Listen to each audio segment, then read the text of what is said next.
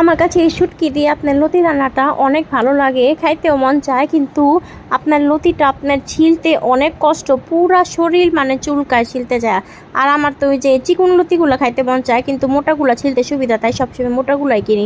আমি আপনার এই যে পেঁয়াজ আপনার একটু লাল করে নিলাম, তারপরে এই যে আমি সবসময় আপনার এই শুটকিগুলো আধা কেজি 1 কেজি করে বাসায় আপনার ফ্রিজে কিনা রাখি।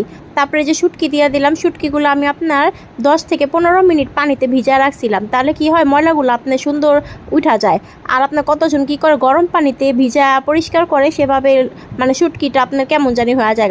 তারপরে যে মশলাটা আপনার হলুদ মরিচ এটাই দিছি আমি, আর কিছু দেইনি, আর পরিমাণ মতো লবণ। তারপরে এই যে কষানোর পর এই যে আমি এখন লত্তিগুলো দেখেন অনেক সুন্দর করে কাটা রাখছিলাম, তো আমি এগুলা এখন দিয়া দিলাম লত্তিগুলা। তো লত্তি দিয়ে আমি আপনার কষায় নিচ্ছি, দেখেন লত্তির থেকে অনেকগুলা পানি আপনার চলে আসছে, কিন্তু খাওয়ার পর মনে হয়েছে যে এই লতিটা যদি আমি একটু ঝাল দিতাম, কারণ শুটকির তরকারি আপনার ঝাল ঝাল না হলে ভালো লাগে না।